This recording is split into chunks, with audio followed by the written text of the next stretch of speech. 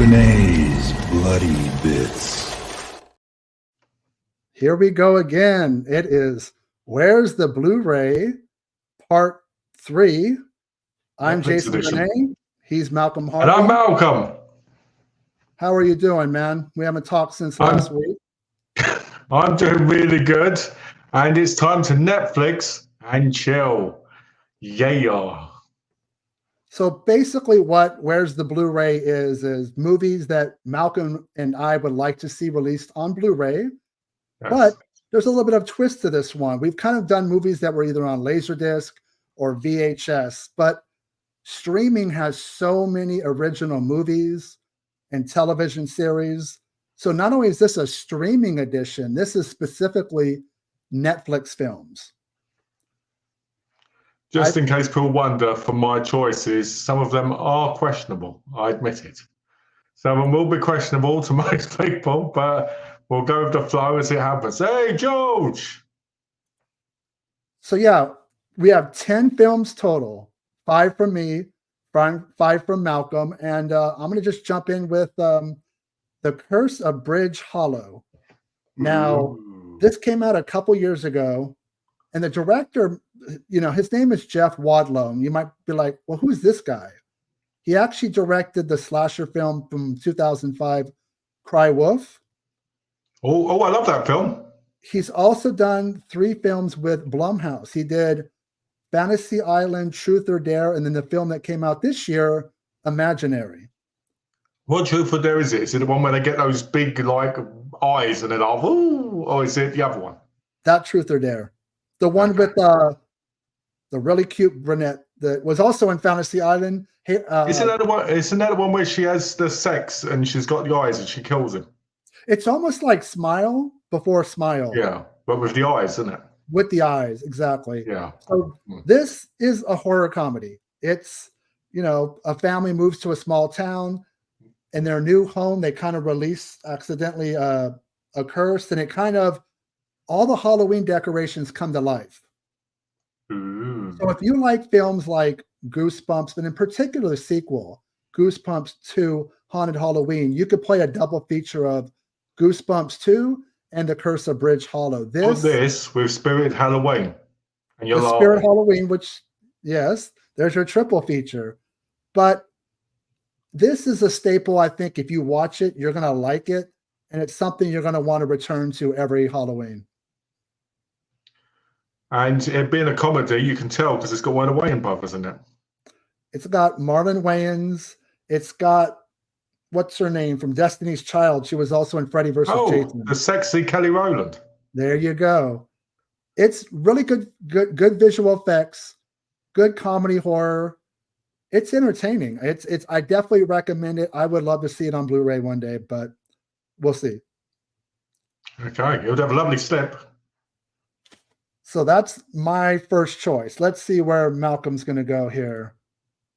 Uh-oh. Hey, Nola Holmes! Yay! There's a third one coming out. What's interesting about this is Nancy Springer wrote these from 2006 to 2000 and I think it's 23, and she was sued by the Conan Arthur Doyle estate, her and Netflix, because of the uses of Sherlock Holmes, and they lost. But they're making a third one, so that was quite cool, right? This says that Millie Bobby Brown here was actually really cute. I can't believe it. Seeing her in Stranger Things, seeing her in this, wow, beautiful girl. I think she's going to do well. I think she's like 20 now. Anyway, that's me talking about women again. Anyway, this is interesting because I didn't expect much of this. Donna loves Sherlock Holmes, Donna, my wife. And I've been watching Sherlock Holmes. I love Basil Rathbone, Jeremy Brett, you name it. I enjoy it. And I believe this is from the same director who did A for Acid, which starred Martin Clunes, which was a TV movie based on the acid murders, where this guy back in, I think it was like the early 900s, 1800s, was putting people in acid tubs to disintegrate their bodies, from the same director.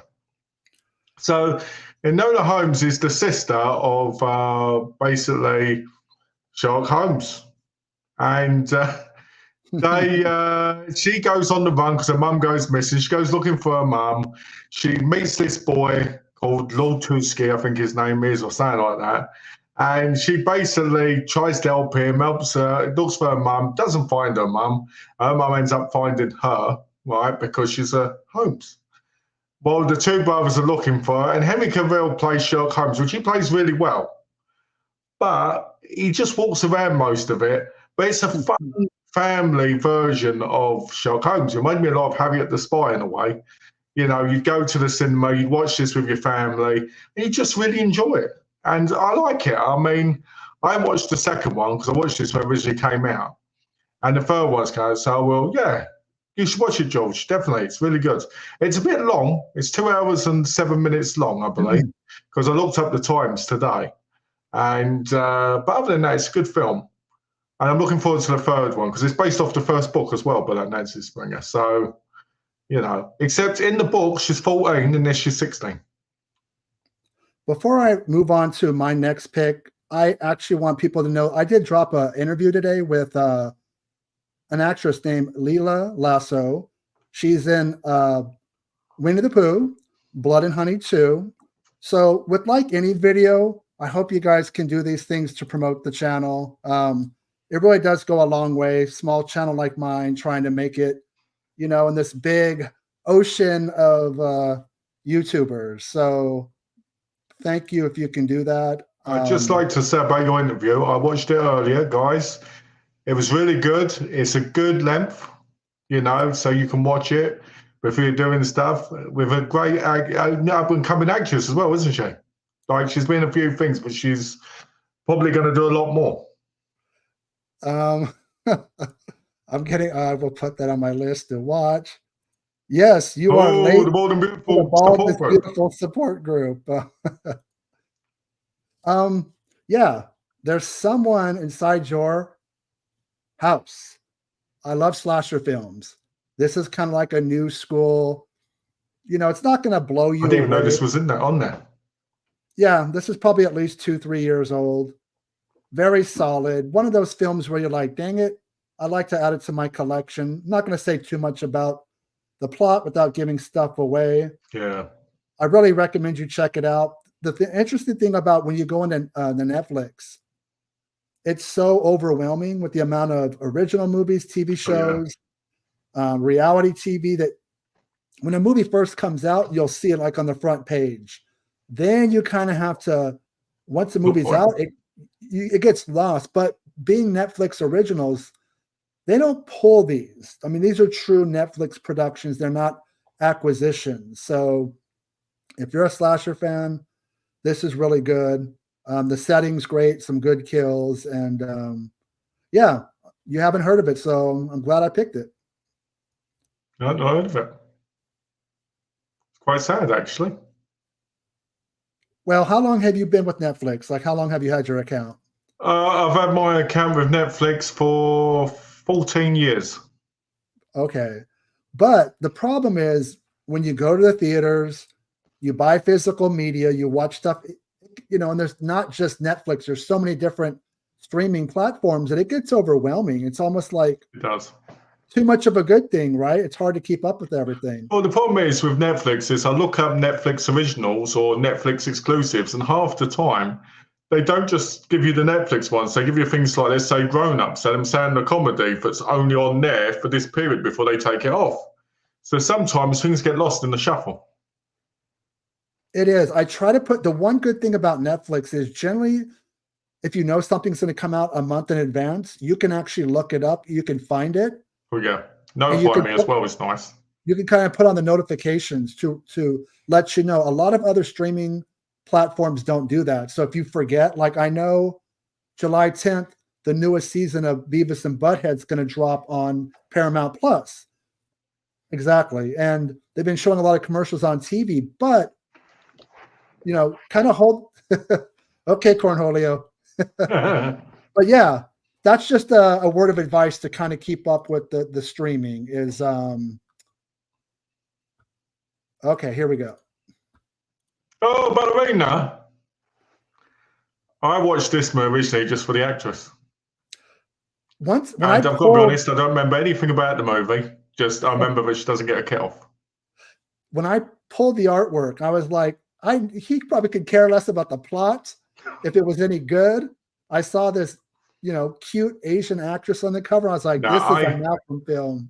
I can tell you about the movie. Basically, Ballerina, it's basically a John Wick style movie about a woman who kills because she meets this old friend of hers from school when it's her birthday, and she hasn't got anyone in her life, and so they become friends again, and she gets killed. So she goes on revenge because it's about the girl's a ballet dancer, and she wants revenge for her. So basically, she goes, I think it's very John Wick with the whole, oh, you killed my dog, so except it's you killed my friend. And that's the best way of describing it. It's not the greatest movie compared to something like John Wick, but for someone like me, it's a lot more fun because it's Korean.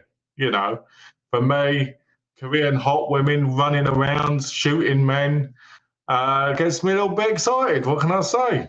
So it's a good film. I wouldn't recommend it to the average person. The problem with Netflix with this film, and I can tell you this, it's dubbed. You can watch it obviously subtitled, but when I originally put on, it was dubbed, and I was like, what the hell? They're not talking in English.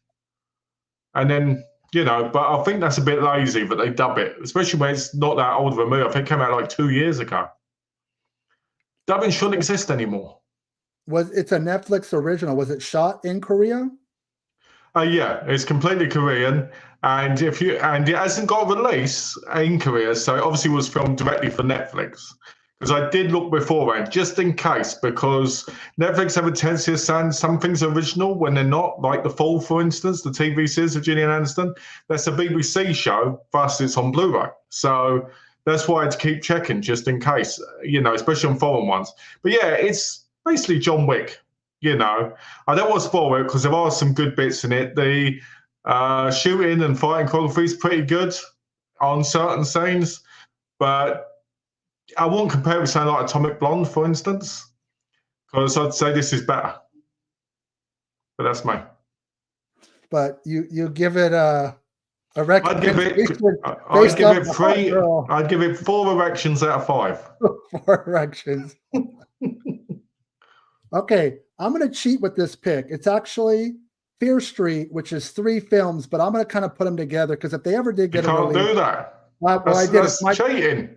It's my channel. I do whatever I want. So there's no cheating. Well, I didn't want to break it down and go like Fear Street, and then the second pick, the next Fear Street, and then the third. That's wasting, But anyways, this was kind of an event for Netflix. This was 3 movies from the R.L. Stine book series. Yes. 3 full-length films that dropped 3 weeks. And it started with Fear Street 1994. The second one was Fear Street 1978. And then it went to Fear Street 1666. And it's basically about this curse through the ages. And it's really well done. You can see it's polished. It is almost theatrical release. These totally could have been in theaters. I have heard rumors that Netflix was either going to open their own theaters or I don't know. I felt like I didn't mind watching these at home, but man, these could have really been. They do 3 more, aren't they? They're making one right now. I think it's going to be kind of like a standalone film. Yeah, I know they've got plans for 3 more, but I think they're standalone ones. Yeah, I mean, the ratings were off the chart, and if we know the way the ratings deal with streaming in general is hours watched. That's kind of like their version of the Nielsen ratings for television. They just look at total hours watched, and this thing went through the roof. I'm surprised it took them this long to start more because it did really well. I need to go back and watch them. Every timeline is a little different, obviously. And there's a little bit of slasher element. There's supernatural. And then almost the 1666 plays like, something like, Wicca or something out of witchcraft. It just kind of hits on all, 3 different kinds of subgenres. And it's really well done. Yeah. And I would totally buy the shit I watched them when out. they came out, and they were a lot of fun. And like you, I need to revisit them because I've only watched them the once. But I remember them standing out in my mind as, oh, I wish I could get these on Blu-ray because I'd really love that, like in the collection. I mean, you can get, obviously, bootlegs, as they say, but I don't agree with that. I mean, even if it's never the same quality, is it? I mean, even if the picture quality is similar, I know they're floating out there. They're everywhere. All these streaming movies that are not available on disc, you can get a version, and some with really good slip covers. But I feel like the tide will eventually change. The dam will crack, and some of these will start to get let out into the physical media world. I just think they will. Yeah. Yeah, 4K. All right. Let's go from Fear Street to Baboon. Ooh, Red Notice. I really like this film. I was really surprised when I put on, but I liked it so much because Ryan Reynolds basically plays an art thief who steals, Nathan Drake style, if you're a fan of Uncharted.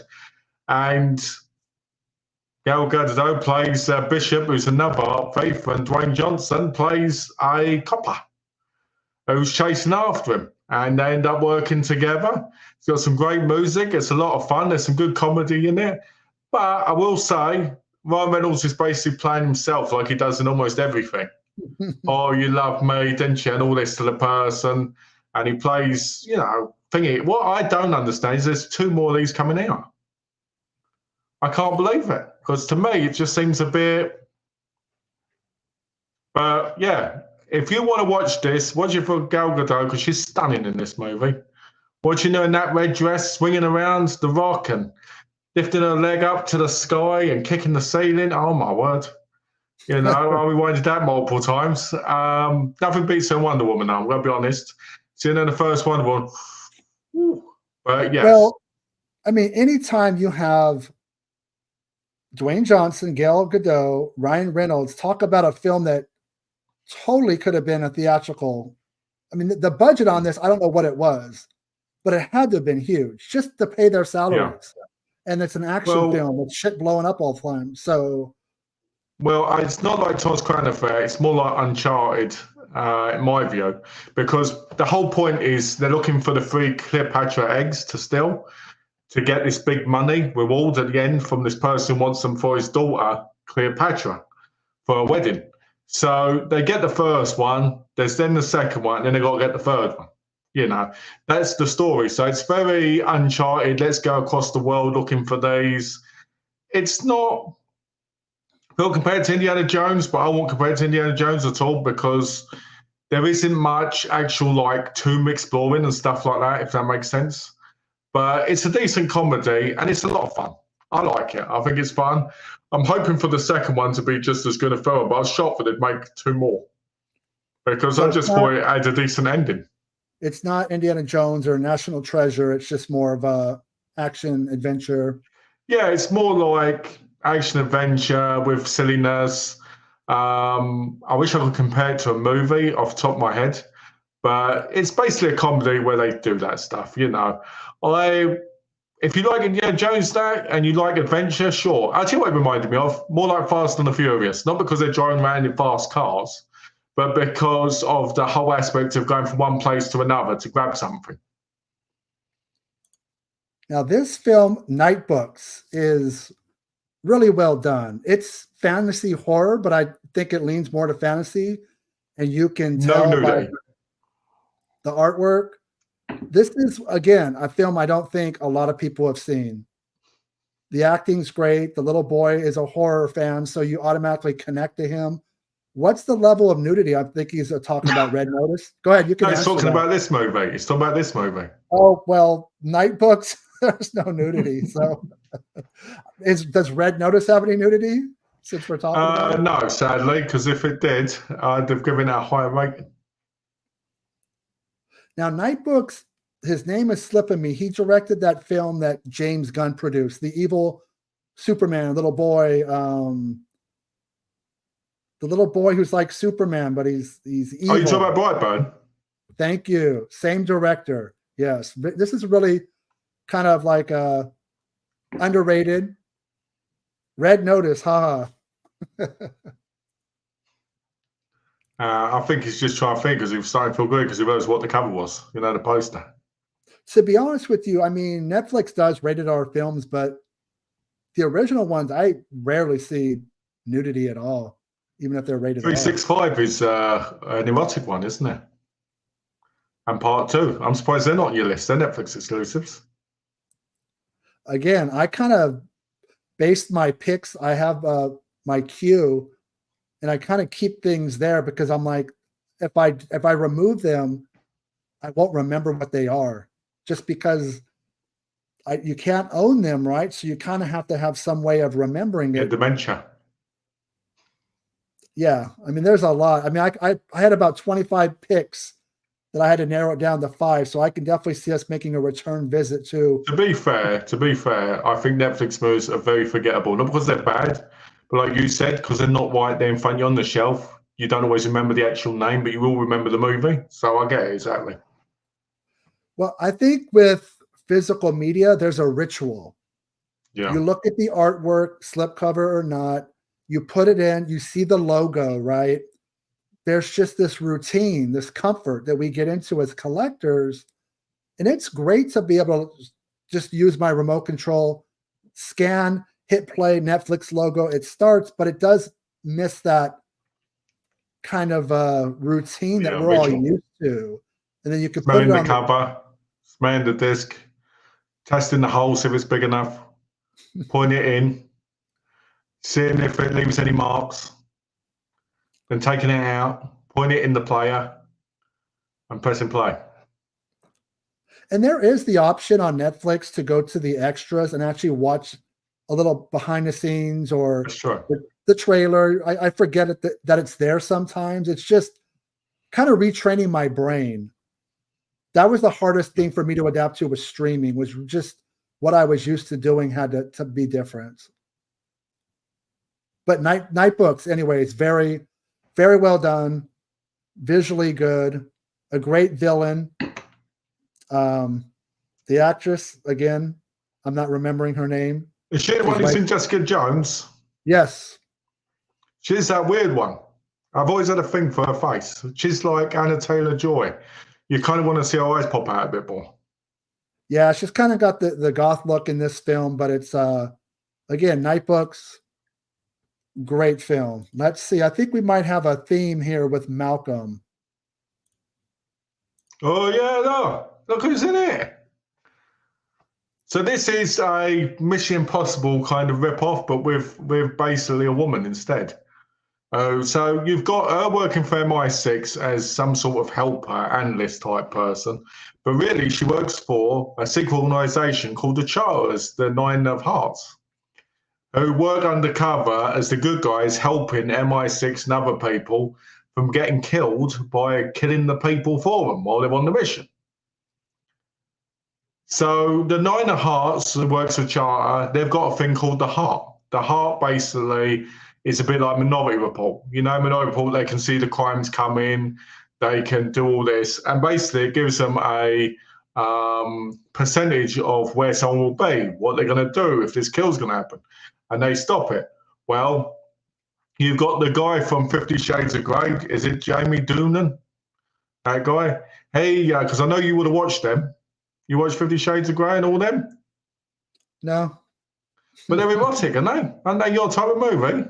They're erotic, but they're trying too hard. And I heard that they were like erotic for like middle-aged women that thought this was erotic. So I felt you're not a middle-aged woman. I'm confused. But anyway, but yeah, so he's in them as the lead. Jamie Doonan, I think his name is, or Dooman or something. And he's the main villain, right? And he wants to destroy Charter. He wants to destroy all these people in the mountains. Yeah, they start off in the mountains. MI6 are in the mountains, and she has to slide down this massive pole. Yeah, and don't get me started on that because I'll talk about other poles and all this. Anyway, he does well. If he prefers more aggressive, King, he'd like 50 Shades of Grey. 50. I heard it's 50 Shades of Lame, so I don't want to watch it. Well, I did watch the first one. It was boring as hell. But anyway, so okay, so you're giving me shit. And then you say it's not good. So why should I even bother? I thought we could relate on that, but I guess not. I'm a little bit disappointed. Anyway, so it was a decent movie. I agree. It was a decent movie, but it has a bit of a convoluted plot if you don't pay much attention, because you're like, why is this guy so powerful? Are these people working for him? But there's all these different people around. There's all these twists and turns, and it's decent. It's not as good as Mission Impossible, if you ask me. I think it's better than the last Mission Impossible movie that came out, if you don't count all the ridiculous stunts and all this other stuff. But it's basically your standard rip-off of a Mission Impossible film. I enjoyed it. Now, the question is what's the level of nudity in this? The answer to that is there's none. You know, it's very annoying, very frustrating. You know, even when she gets kidnapped in the movie and they take her clothes off to inject her with a tracker, it's still up here. So, but it's decent. I don't think she's one to do it. She was in one of the Fast and the Furious films, but in her bathing suit, and that was probably the closest. She was in 4. She was in 4 of them. Then the last one, so she was in 5 of them. But she was very forgettable because they were her early roles. Yeah, she was in the bathing suit. I think that's the most you're going to get out of her. You know why, didn't you? Because she was a pageant winner. That was her thing. She won a pageant in 2004. No, she's absolutely beautiful, and and you know what? She can act too. I will say she's not just a pretty face. Like, she has a charisma. When you watch the Wonder Woman films, she brought something to it other than she was good looking. So she's definitely. I will say this. No, go on. She's eye candy, but she can act. She's no Linda Carter for multiple reasons, all right? Especially the Invisible Jet. Oh, that was a classic. Yeah, there we go. And I used to, just slight turn off quickly, but say 1 second. In the original Wonder Woman, I used to wish and pray that I'd wake up one day and be that ape that was grabbed hold of Linda Carter and was bouncing up and down. That's why, to this day, I try and get as hairy as possible. But anyway, going back to this. You know, yes, stunning, incredible actress. No, the problem is in this movie is most of the movie she looks depressed and angry, and you know it's a bit depressing at that stage. But I like the movie. I would like it to come out on Blu-ray, and I'd like to add it to the collection when it's like £2.50. Yeah, the second Wonder Woman was terrible. Everybody agrees with you, George. No, I don't agree with you. What?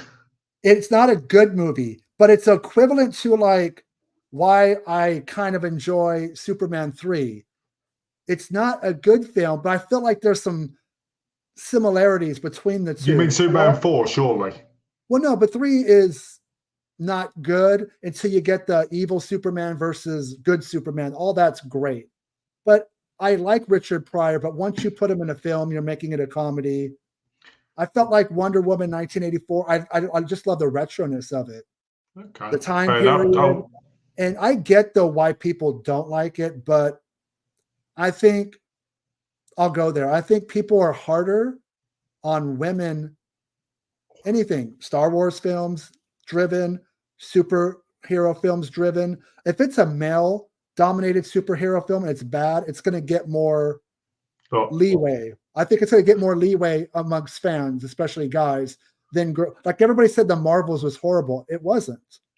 It wasn't Avengers, but I still found it to be entertaining. Well, I'll be honest, I'm always harder for women. And I always try and push as far as I can with them to see the best. I don't know. Good movie or bad movie, I would rather watch women in spandex and tights than men in spandex and tights, but that's just me. So I don't know. I'm a big wrestling fan, so I might argue with you on that. Well, yeah, wrestling, that's a whole nother discussion. But okay. A quick story. Superman 3. When I was a kid, the bit where she turns into the robot terrified me for years. No, it's Superman 3 is flawed. Superman 4, which was Canon Films, Golden Globus. Alex. I love the Nuclear Man, right? I love the villain, but you could tell it was really cheaply made. It was just. Before you talk about this film, I just want to show a picture and ask people if Leatherface looks like a rotten, manky penis. Dude, nobody can see anything in that. Yeah, I can see that. Well, yeah. It looks like a rotten manky penis. Well, you are the expert on those things. So But now you can carry on with your movie because Hey, that's so terrible. when you Go on. when you pulled up that photo, did you do a hawk tui first? I did. Hot tour. I had to get nice and wet so it looked like one. Okay. So the Texas Chainsaw Massacre franchise, like the Halloween series, timeline-wise is so all over the place. They're equally confusing. There's sequels, there's remakes, there's prequels, there's sequels to remakes. And this one kind of plays like a direct sequel to the original, a la Halloween 2018, as well as Leprechaun Returns. Yes, his mask is kind of wonky. But the movie was brutal. It's a penis. It's whatever. It's brutal. It's bloody. They brought back the original character, Sally. He kills a busload of fucking influencers like they deserved. And I think it's a great film, whether you're completist or not with the Texas Chainsaw Massacre franchise. This one got a lot of hate. But I think people need to realize it's not an 80s horror film. It's not 90s. It's not 2000s or 2010s. It's 2020. So it's not going to necessarily look. I know there was some accusations of it being woke, or I don't know. When I watched it, it went right over my head if it was. I don't get caught up with those things. I know they're going to do another one of these films, and I totally enjoyed Texas Chainsaw. Can I say some things about this film? That's why I brought you on. Okay, I purposely watched it today so I could talk about it. So you can rag on it. So I could rag on it, yeah. There's a few things I don't know. There's a few things that I think ruin this movie. Now, I'm not saying that you're in the wrong here at all. I think anyone can enjoy a movie for what they see in it. For me, the thing I didn't like about the movie was all I kept wanting was, the girl who gets killed at the end. Right? All I said from the minute I saw on the screen was, please kill her and use her head as a mop. Right? Because that was like all I could think of throughout the movie. Now, my wife's got curly hair, so, I'm not curliest against people's hair or anything, But the whole thing is a mess to me. I have this conversation many times about horror. To me, this is a gore movie. It's not a horror movie. It's a gore movie because there's barely any tension in it. And, it's the 2020s and people can say, different times that. And it is, I agree. But when I think about the original Texas Chainsaw Massacre, I think about how much of a masterpiece that movie is. It's brutal. It's realistic. It's got this grime filter. It's dark. There's barely any blood. There's barely any real thing until you really see the ending. And it just feels so visceral. As this movie, when you got kids on a bus and they're like, oh, look, all this, it just becomes silly. It becomes the character of what Leatherface is to me. But saying that, you could say that about the fourth movie. You could say that about the second movie. You could say that about all of them, But I do think that this movie is really bad, But if you enjoy the gore and you enjoy the silliness, like when she shoots at Leatherface and he goes round the corner and then you hear him revving up the chainsaw, he comes running out and she misses him with the shotgun. And he goes, oh, ho, ho, and then he lifts her up and goes, oh, right? And then she's still alive, shooting from the bins. It's a bit silly, but it's fun. I'm not going to give it that. For 74 minutes, it's fun. But I just feel like the movie lost everything of what Texas Chainsaw Massacre is. The family element isn't there. And what are they doing in that town? Like, why have they got a home right in the middle of a town that's practically empty other than the kids and a few adults? Just seems a bit to me. I think I feel like it's a very negative experience if you want a feeling of a true horror film. And I feel like that's the problem nowadays with a lot of horror. It's the gore, it's the thing, but it's not the atmosphere that gets into your brain and makes you jump. That tick isn't there. The gore is there, and the violence element, and the thing. Like, I didn't feel anything for any of the characters. No, the thing about it is the original film is the only one that's probably truly scary, and they did it with no blood. It's just you think you see a lot, but you don't. But look at something like Part 2. It came out in '86. Yeah. It's a slapstick comedy, everything's being lampooned. Everything's kind of like a joke, but it's gory. But it kind of reflected the late 80s where horror was going. Sure. So I don't try to compare to the original all the time with sequels because I realize they are a sign of the times of when they're getting made. Yeah, and this I is wish what this one is technically when you think about it, I was because just sorry to cut looking you for out, I a just want to say this lean, quickly. mean chainsaw wielding, and I got that. I kind of turned off my brain, enjoyed it because I've seen so many bad. Yeah. I didn't like the Platinum Dunes remake and prequel. I thought they were too shiny. They looked like Michael Bay produced them, and they looked like Michael Bay directed them. They were just very, Jessica Biel was nice to look at, and they were gory, but they just felt too And polished. Jordana Brewster and the other one. Whoa. Yeah, they just look too polished to me. And at least this one, of course, it's going to look pristine because they're shooting on digital cameras, so it's not going to have that documentary style of the 74 film. Oh, it didn't need that. It didn't need that at all. I mean, you said it goes by, thingy. And if you think about it, if each movie goes by the times, this movie makes sense in the sense of you need these constant kills to keep people's attention, to shock audiences to a degree, because the one thing we learn about now is people struggle to keep up focus on a movie that doesn't have much going on for it. That's why you get jump scares constantly in horror movies, because they've got to constantly make people pay attention so they're looking at their phones. Well, I will die on this hill that I enjoyed it.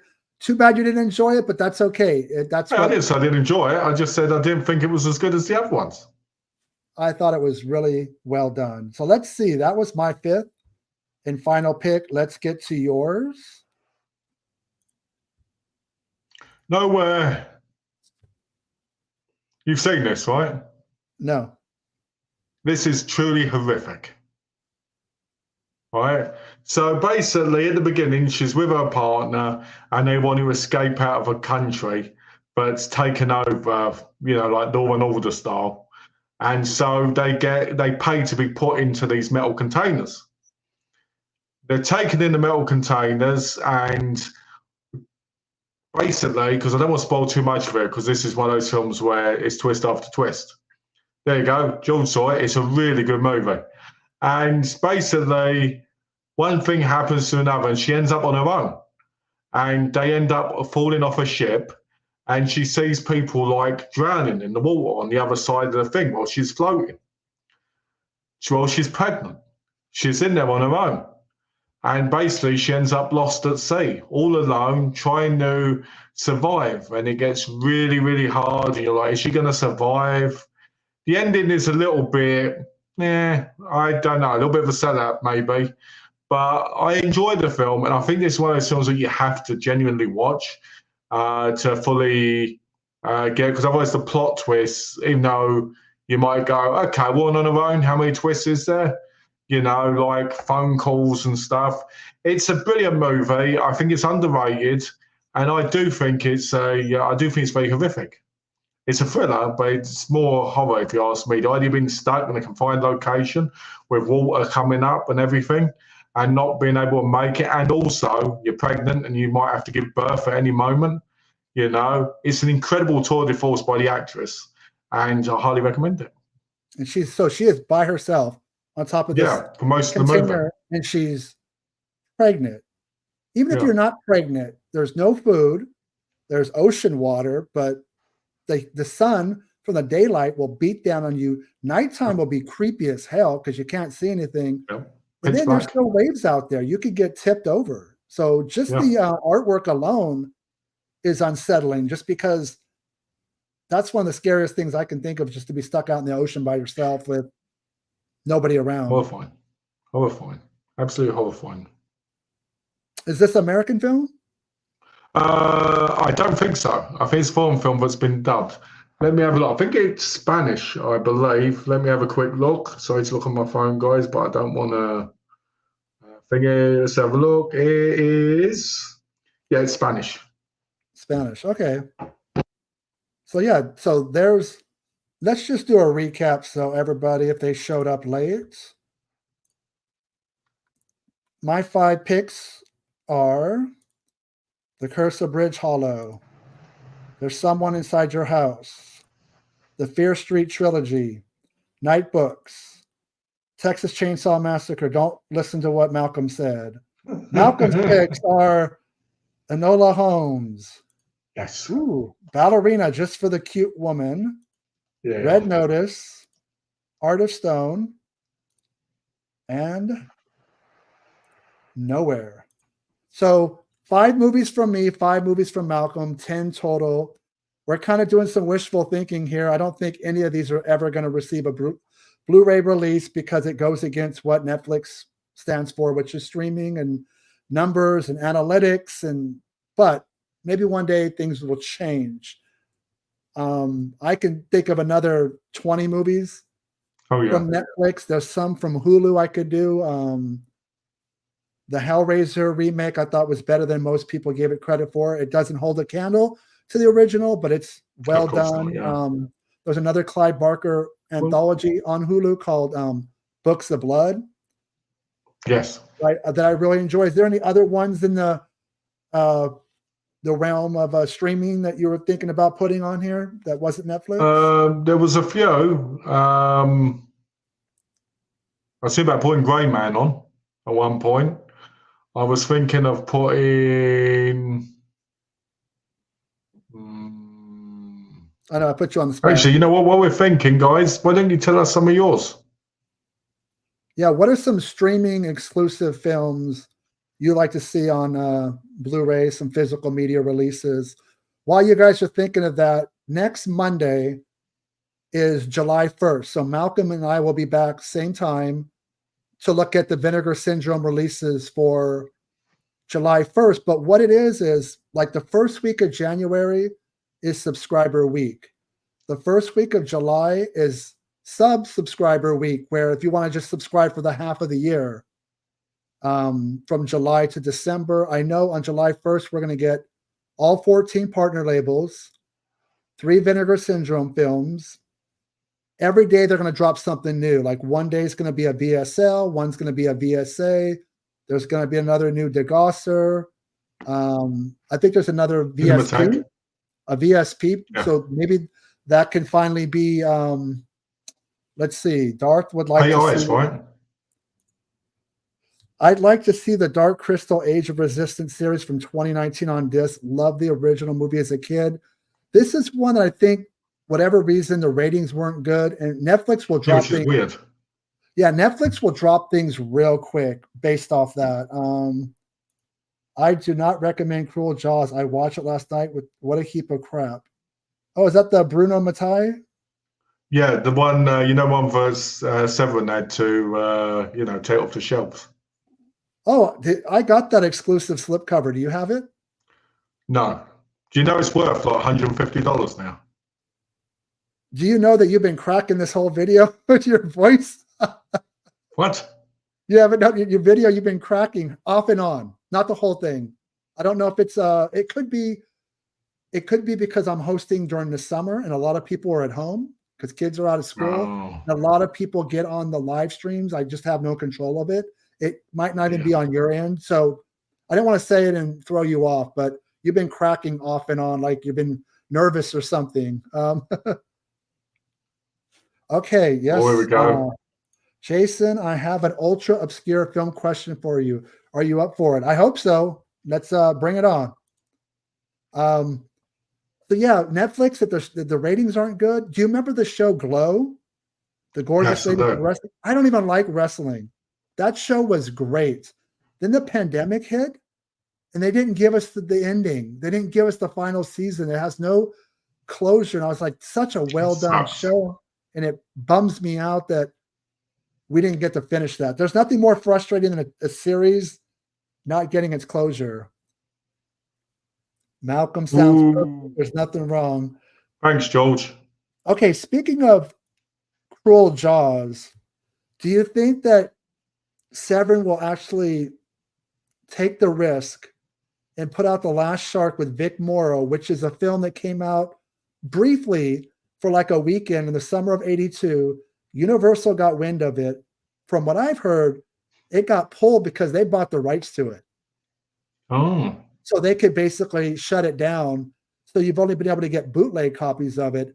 Is there any way in hell that they try to slide it out as a weekend exclusive one day in the future? Or is that just too much of a risk of getting sued and having your company go under? I don't think the risk reward is worth it. It's not great. It's like Cruel Jaws. It's not great, but there's such one of Vic Morrow's last roles, killer shark film. I mean, I'd buy it. Yeah.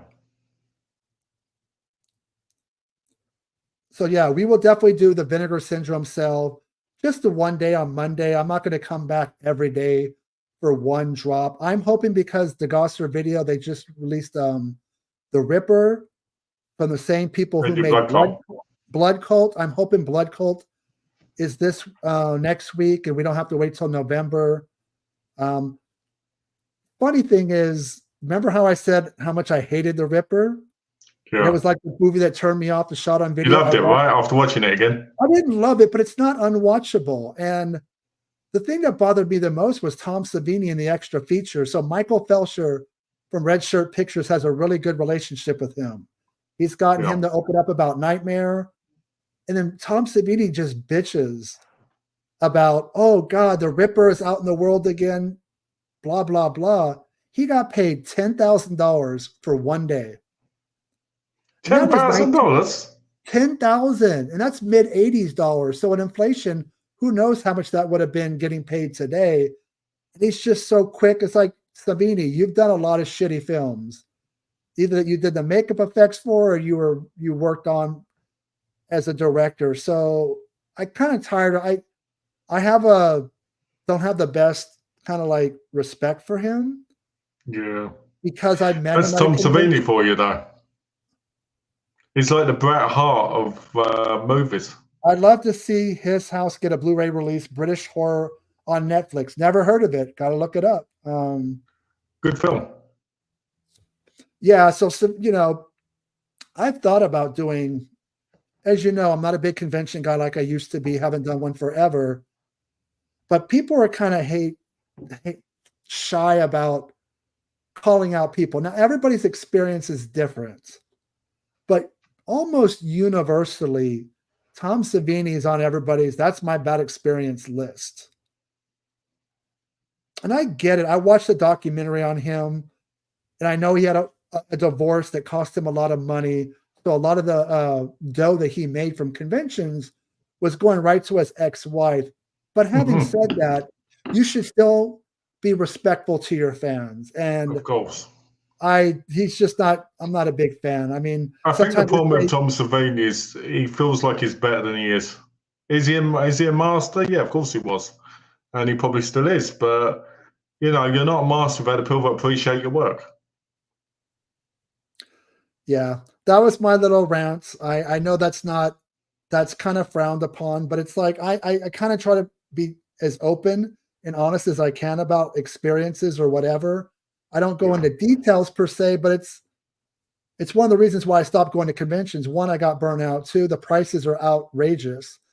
And three, it's become so much about the business that it's blatant how they're like just getting fans in and out like meatpacker workers. They're just churning out and like, okay, get your 5-second. Now you're paying for selfies. You're paying for photo ops. You're paying to get in the door. You're paying for parking. I'm like, holy crap, how much? That's $200-$300, maybe more. Well, I could buy a lot of physical media with that. It's like I told you before, I knew this woman, every year she'd go to Comic-Con, she'd buy a picture, an autograph to go with the picture, and basically she'd spend like $2-3 grand every year just to put them in a folder. And she'd pay for the most expensive ones as well. I think I spent maybe my first 2 years of doing conventions. I did some autographs, and I still have like Reggie Bannister. Speaking of Reggie Bannister. Have you thought about getting yourself a table, convention, in case Pearl want you to sign copies of Delirium? I would have nobody. The only way I could get people to walk up to me if I had a table at a convention is if Full Moon had a booth, which they always do. Then they would walk up, not because of me, but because it's a Full Moon booth. But you're putting yourself down because you had an event at Dark Delices for you to sign Deliriums. Well, I was one of like many cool people that I was just, I mean, it was because Joe Dante was there or somebody, that was more, Roger Corman or somebody who was more significant. At least she got the VIP seating. Okay, so before I forget, Malcolm and I have a couple of things we do. We're all over the place with doing videos, kind of throwing things at the wall and seeing what sticks because you just never know what clicks with people. We did one video with Jose Prendes, but it's really more Malcolm and I called Cinematic Fart Blower Theater, where we make That was fun brilliant. of I thought it was really good. It was fun. It was entertaining, but we haven't done one for like a while. We're going to do one in a couple weeks. And I Yeah. do like the Phantasm series, but Phantasm 5 Ravager is an absolute cinematic fart blower. I didn't like it. I don't want to say too much on it because I want to save that air for that video, but we'll probably do that in 2 weeks' time. Phantasm So let me get this 5. right. So it's Vinegar Syndrome next week, Fart Blow the week after, right? And then after that, I was thinking about this. I want to do a video on Friday the 13th series, not retrospective, but why I think they should just never make another one. Not because I don't like them. It's actually my second favorite series behind A Nightmare on Elm Street. The problem That'd be a is, good video, actually, because I've got a lot to say about that myself. well, I just feel like the legal stuff has caused way too many problems that it's been 15 years since the remake from Platinum Dunes. Like Victor Miller, who wrote the original, has some rights, but then Sean Cunningham has some. There was the TV series that Brad Fuller was going to do, but was going to be a prequel, and fuck prequels. I don't want to see. I don't care about Pamela Voorhees. We all know about you and prequels because you hated the first Omen. Well, yeah, and I don't want to see a young Jason Voorhees. That's anticlimactic. I don't care about Pamela. I want Jason set in contemporary times. Hold on. I just want to say this quickly. You said women get given a hard time. So what's wrong with Pamela Voorhees? Are you putting women down because you don't want to see her as the lead? It's Friday the 13th. I want to see Jason. Hold on, but it's a woman in the position. And you said earlier, as I quote, I think women get rougher and people don't want to see them because of whatever reason. And you just said, I don't want to see Pamela Voorhees, who is probably the second most important character to the franchise. She's irrelevant. She came first. She's irrelevant in the big scheme of things. I'm talking about superhero films where the lead, it's a Wonder Woman film. So guess what I want to see? Wonder Woman, not Wonder Woman. Yeah, and if I want to see Friday the 13th, I want to see Pamela Voorhees because she is the original killer. Well, the good thing is the Peacock series, now A24 series, is having problems. It was going to be like $1 million an episode. Jason Voorhees, and all I want is him in the mask and the machete killing stupid teenagers and nudity. But there's still a rights issue. Even though the court settlement's done, I think we might just need to leave Friday the 13th alone, but I'll save that for another. Hold on, hold on a minute. I've said yes. All I'm going to say here is pass. Any idea what the mystery movie from the 80s was? No one seems to know. Which one is that for Vinegar Syndrome? No, that's further up. It was the 80s, and I saw a film with a topless woman holding a whip while a guy was strapped to a spinning wheel. Then my dad told me to turn it off. No idea what it was. Might be on Medicine now. I just know next week with Vinegar Syndrome, we're getting a double feature of Intrepidos, Punks, and another film that either might be a sequel to it or very similar, like Mad Max, kind of crazy 80s. But it's in Spanish. Yes. Actually, I can tell you what it is right now. I have it on my phone. Okay. This is what's July 1st is going to be 3 releases: Intrepidos, Punks, and another film called La Venganza de los Punks. That's a Blu-ray double feature. Yeah, that's one. That counts as one, guys. That counts as one but 2 features. And there's 2 other releases. One's a horror film and one's an action film. The possibilities of the action film being Cynthia Rothrock are very good. And up prior to watching China O'Brien 1 and 2, I would have said, please stop with the Cynthia Rothrock. But China O'Brien really reminded me like a Walking Tall. Wow. But with Cynthia Rothrock, I really thought it was for a direct-to-video release. It had really good production value. It was believable that she was a cop that killed somebody because, she had to, but the gun, she's like, I'm done with guns. I'm going back home. Dad's the sheriff, but they got a lot of trouble in town. I thought it was a really good film. The sequel was not as good, but I still enjoyed it. It's just, the first one was China O'Brien double feature. I was really surprised how good those films were. Well, I'm hoping the action one is Rage of Honor 1 and 2 with her and Richard Norton. If it is, wouldn't that be 3 months straight of Rothrock titles? I mean, obviously June is a partner label, but 3 Vinegar Syndrome months in a row of Rothrock. That's true. But to be honest with you, I think they're on the roll at the minute. I think they need to keep releasing them. I mean, I enjoyed China O'Brien so much. I kind of want the site to open back up. So I think a lot of them are out of print or because they were VSAs. But I kind of want to go back and get, what's that one that came out? Get some of them, man. What's One the to Justice is a good one because she's partly naked. You see her breasts in the bra because it's partly see-through. Magic Crystal? The fantasy one that just came out. I think it was VSA. Magic Crystal. Magic Crystal. There you go. I own that twice. I own the Eureka one. That new Nosferatu one looks good, but it's a bit weird. I can't imagine anything being better than the original. Well, that's Robert Eggers, who loves his black and white, doing The Lighthouse and The Witch. I'm down for it. I mean, I'm not like, it looks like it's a black and white film, but there's hints of like blue and some color, but that's kind of his thing. He likes that aesthetic.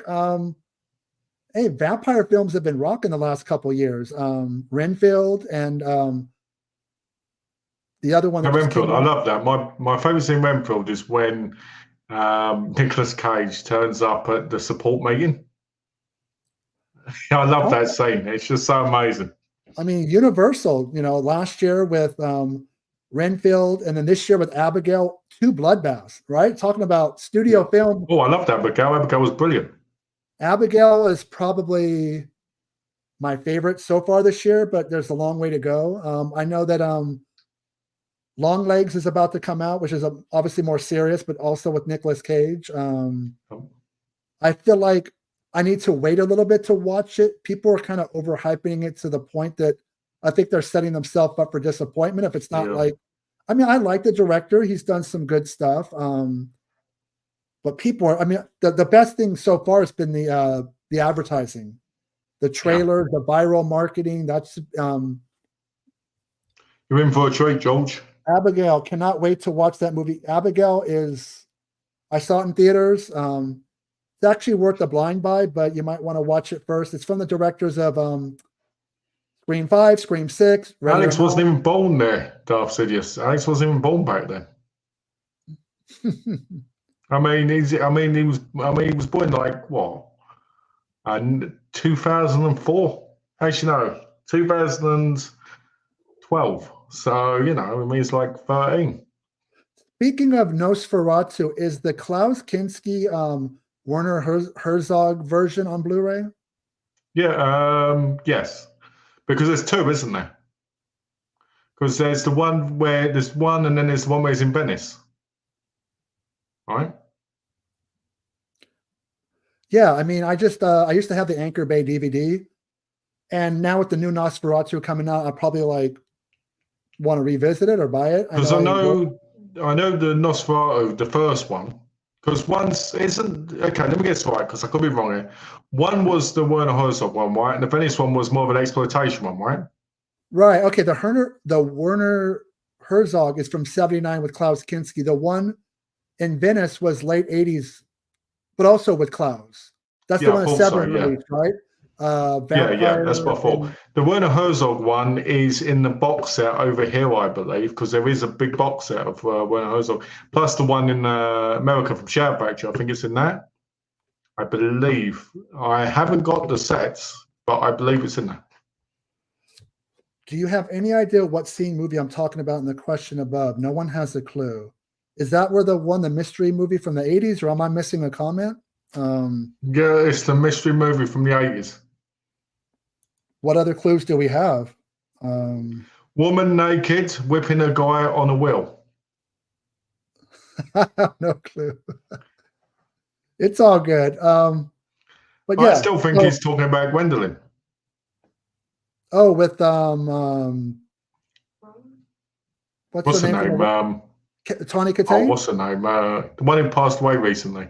Tawny Katane. Yeah, that's it. Because there is a scene on that with a wheel where they're whipping. Yeah, so that's Severin put that out. Gwendolyn and the perils of the yik yak or yak yak. Yeah, the yak yak, paddy whack, give the dog a bone. Where she spends most of the movie with a thong up her butt. Yeah, which is quite nice. My favorite scene in that is when they have the phone sex, but just talking to each other in the cell. Yeah, that's I didn't pick up that one. I thought it was like kind of Indiana Jones with a heavy dose of nudity, but what about? Okay. Yeah, that's weird. Russell Crowe. That is so weird because when I first saw that announced, I went, "Oh, they made a sequel to The Pope's Exorcist," and it isn't. It's a completely different film. So I guess now he's going to be doing those type of movies. The problem too is the artwork looks exactly the same as the other film. It does. It looks like it's a sequel. It's just a shot of Russell Crowe's big head. I watched the trailer. I wasn't a big fan of The Pope's Exorcist, but it did have some stuff I liked. I thought Russell Crowe was good, but the horror wasn't done well. But this film coming out about a year later or so, I like The Pope's Exorcist, but for some reason, over here, it was only released on DVD. That's very confusing, man. I don't know. I think it got a small theatrical release over here last weekend, but that sounds like something I'll wait to stream because the risk reward of going to see something like that's not, I mean, originally, me and Axe were going to go and see it in the cinema. And then basically, we didn't go and see it. And we ended up seeing something else. I can't remember what the film was. I think it was Evil Dead Rises, I believe, possibly. Oh, I'm sorry to hear that. Yeah, I know that I know a lot of people liked it. I guess I didn't like Evil Dead Rises. I thought it was ridiculous. I thought it was over the top, stupid. And my problem with it, more than anything, is the over explanation of every character in the movie. That's one of my biggest problems with any movie. If you have to over explain characters, then the character's not good enough. With certain series, I'm a purist and I kind of like them to, Evil Dead was to the original material. Well, Evil Dead is somewhat serious, and obviously 2 is slapstick, and 3 is a horror. So comedy. basically, you're redescribing Texas Chainsaw Massacre again, right? But with Evil Dead, so basically, you're fighting your own thing again with that. No, because the problem is, up until Ash versus Evil Dead, that series was great. I actually think the television series was even better than the films, and the reason was it allowed the Ash character to be the true womanizer they've always hinted at. He cussed, he drank beer. It allowed his character just to be what the films never allowed him to do. I loved that. I think it was 3 seasons, and it kind of left an open ending, but that's okay because I feel like that series doesn't need closure. With the remake, it was bloody, but it was kind of too serious. And with Rise, you talk about the 2013 remake. I felt like they exist in their own world. They are part of the Evil Dead series, but they're kind of their own thing. The best Evil Deads are the Evil Dead traps. The Japanese films? Yeah. You've seen them, right? No, I know there's a couple of them, and I think that try to remember who put them out on disc. Who put them out on disc was Unearthed Films, I think, put the ones in America. Over here, it was AA Films. What do you think of Baghead? Malk liked it. Oh dear, oh dear. Is that out right now, like on physical media or streaming? Or? Yeah, that's it's been out for a while. Baghead's got the girl in it who was in The Witcher. So, Alex, the fact that Malcolm liked it, I probably won't like it. That's charming, isn't it?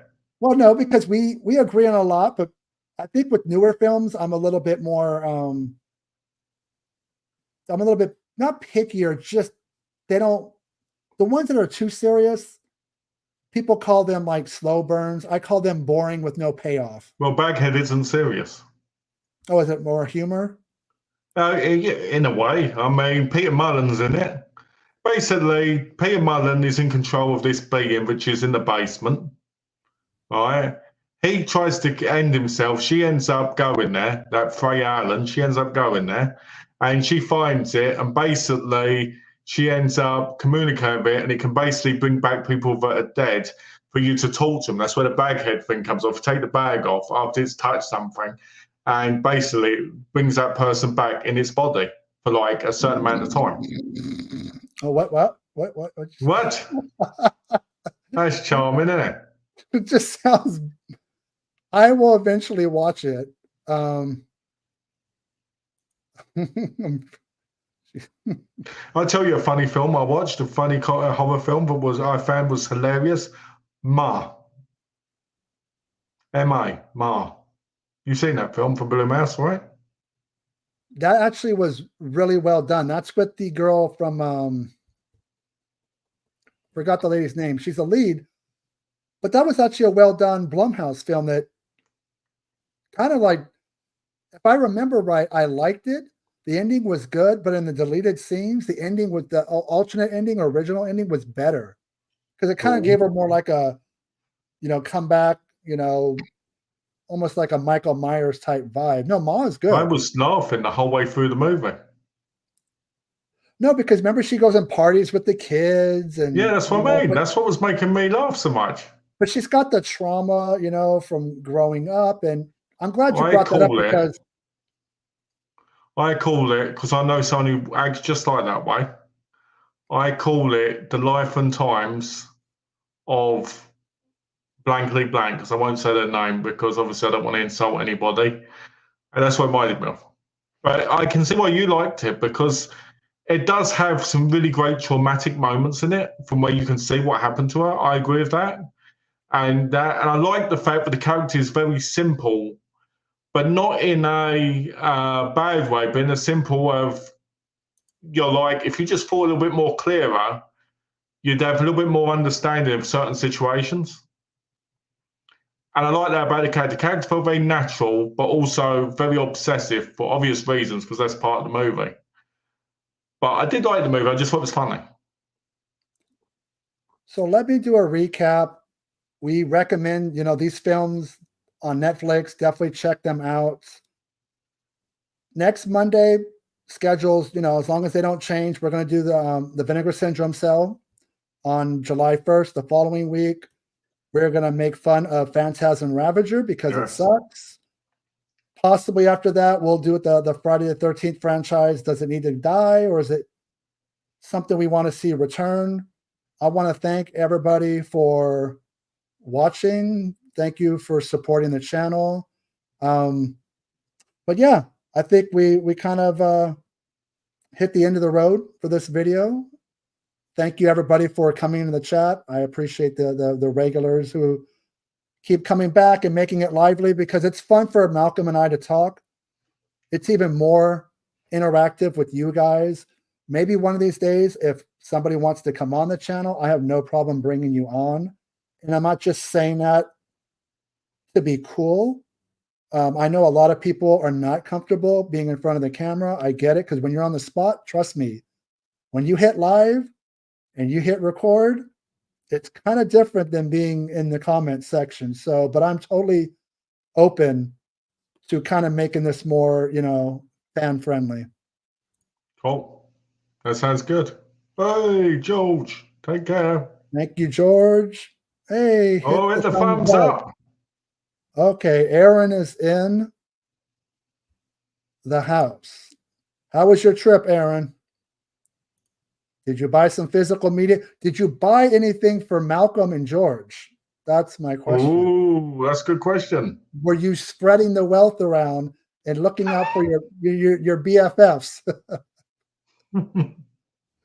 But no, but anyways, guys, thank you everybody for stopping by. Thank you, Alex. Thank you, Aaron. Thank you, George. Thank you, Darcidius. And we will talk to you guys very soon.